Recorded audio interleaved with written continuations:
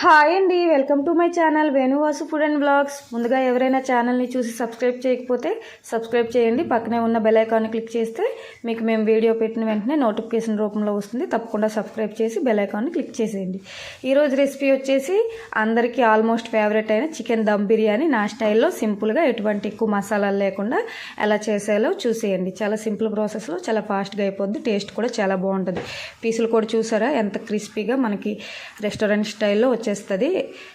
దీనిలోకి రైతా కానీ మనకి ఏదైనా కలుపుకొని తింటే హ్యాపీగా తినేయచ్చు.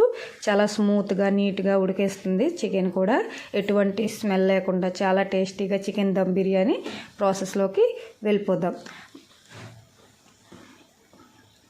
ముందుగా ఒక గిన్నెలో 1 గ్లాస్ బాస్మతి రైస్ అనేది తీసుకొని బాగా వాష్ చేసేసుకొని 1 టైం వాష్ చేసుకొని మళ్ళీ వాటర్ వేసి ఈ బాస్మతి రైస్ని హాఫ్ అన్ అవర్ పాటు నానబెట్టుకోవాలి.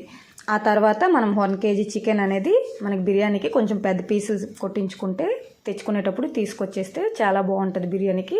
ఇలా 1 కేజీ చికెన్కి హాఫ్ కేజీ రైస్ అయితే మనకి ఎగ్జాక్ట్గా సరిపోతుంది. ఆ టైప్లోనే మనం తీసుకొని బ్యాలెన్స్ చేసుకోవాలి. ఈ 1 కేజీ చికెన్ నీట్గా వాష్ చేసుకొని 1 స్పూన్ సాల్ట్, 1 స్పూన్ పసుపు, 1 స్పూన్ కారం, అలాగే 2 టేబుల్ స్పూన్స్ అల్లం వెల్లుల్లి పేస్ట్, కొంచెం చికెన్ మసాలా, కొంచెం ధనియా పొడి, కొంచెం జీరా పొడి, అలాగే మనకి హోల్ గరం మసాలా అన్నీ దాల్చిన చెక్క, ఇలాచి, లవంగా అన్నీ వేసుకొని దాంట్లోనే 1 కప్ పెరుగు వేసుకొని కొంచెం కట్ చేసి పెట్టుకున్న కొత్తిమీర, అలాగే 4 పచ్చిమిర్చి, కొంచెం బిర్యానీ మసాలా కూడా వేసుకొని బాగా హ్యాండ్తో బాగా మనకి ఏంటంటే ముక్కలకి నీట్గా పట్టించేలా మొత్తం కలపాలి.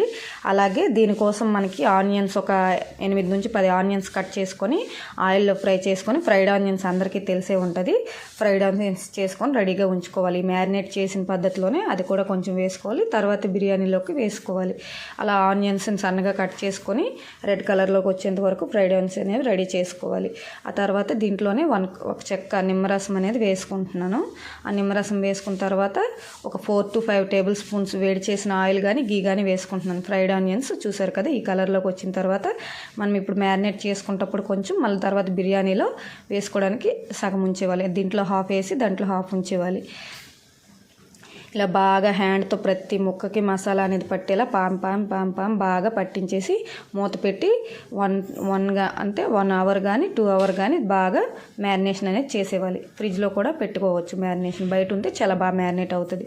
తర్వాత ఇప్పుడు బిర్యానీ రైస్ ఉడికించడానికి కోసం ఒక పెద్ద గిన్నె పెట్టుకొని లోతు గిన్నెలో వాటర్ తగినన్ని వాటర్ వేసుకొని దాంట్లోనే కొంచెం పచ్చిమిర్చి, కొత్తిమీర, జీలకర్ర, షాజీరా, అల్లం వెల్లుల్లి పేస్ట్, ధనియా పొడి, జీరా పొడి, కొంచెం నిమ్మ చెక్క వేసుకుంటే మనకు రైస్ అనేది వైట్గా ఉంటుంది. దాంట్లోనే ఒక 2 టేబుల్ స్పూన్స్ ఆయిల్ వేసుకొని ఇలా బాగా వాటర్ అనేది బాగా మరిగి తెరల కాగనివ్వాలి.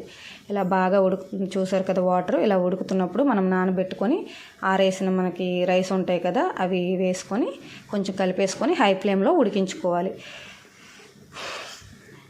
ఈ రైస్ అనేది ఇలా ఉడికేటప్పుడు కొంచెం ఫ్లేమ్ తగ్గించి మీడియం ఫ్లేమ్లో పెట్టి రైస్ని మధ్యలో కలుపుతూ ఉండాలి. కలుపుతూ ఉండడం వల్ల మనకి రైస్ ఎక్కడ అంటుకోకుండా పొడి పొడిగా చాలా బాగా వస్తుంది. నిమ్మ చెక్క వేసుకుంటే ఏంటంటే మనకి అస్సలు రైస్ అనేది కలర్ చేంజ్ అవ్వకుండా చూసారు కదా వైట్ కలర్లో వస్తుంది. ఇలా కొంచెం ఒక 80% ఉడికిన తర్వాత మనం మ్యారినేట్ చేసుకొని ముందే పెట్టుకుంటాం కదా ఆ గిన్నెలోనే డైరెక్ట్ బిర్యానీకి మనం దేంట్లో అయితే బిర్యానీ చేస్తామో దాంట్లోనే మ్యారినేట్ చేసి పెట్టుకుంటే ఇలా రైస్ ఉడికింది డైరెక్ట్గా దాంట్లో వేసేయవచ్చు. ఇలా మనం 80% ఉడికిన రైస్ని కొంచెంగా లేయర్స్గా కొద్దిగా మొత్తం స్ప్రెడ్ చేసుకుంటూ 4 వైపులా స్ప్రెడ్ చేసుకుంటూ ఇలా జాలీతో స్ట్రైనర్తో తీసి రైస్ అలా వాటర్ లేకుండా ఇలా మొత్తం స్ప్రెడ్ చేసుకుంటూ వేసేవాలి రైస్ని.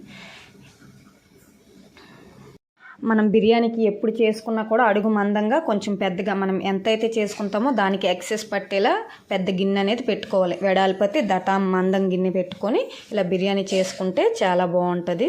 దాంతోపాటు ఇలా లేయర్స్గా వేసేటప్పుడు అంచులు వెంబడి మొత్తం 4 వైపులా స్ప్రెడ్ చేసుకునేలా రైస్ వేసుకుంటే మనకి అంత చికెన్ రైస్ అంత ఒకేలా కుక్ అయ్యి చాలా బాగుంటుంది. ఇలా కొద్దిగా వేసుకుంటూ స్ప్రెడ్ చేసేవాలి.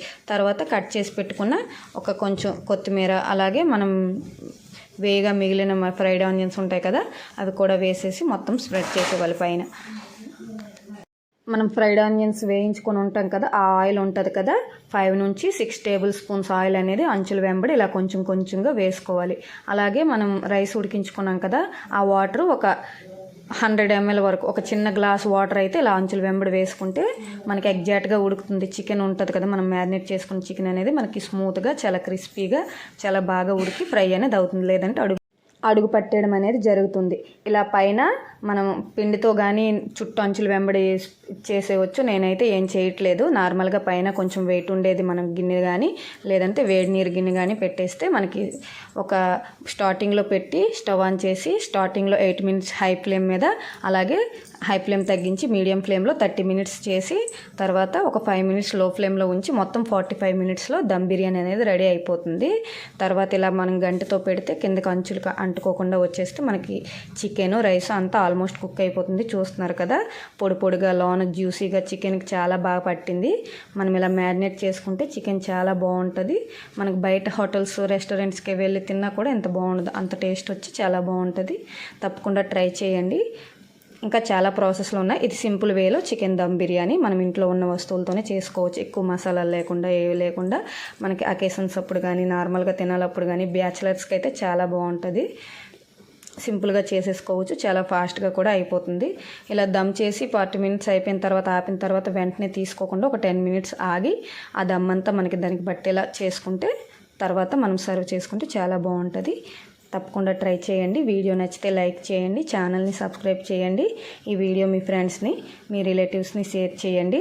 అలాగే ఇంకా మరిన్ని రెసిపీస్ కోసం మా ఛానల్ని సబ్స్క్రైబ్ చేసుకోండి. ఇంకా ఎలాంటి వీడియోస్ కావాలో తప్పకుండా కామెంట్ చేస్తే నేను త్వరలోనే పోస్ట్ చేస్తాను. ఈ వీడియో మీరు ట్రై చేసి మీకు ఎలా వచ్చిందో తప్పకుండా కామెంట్ చేయండి. Thank you.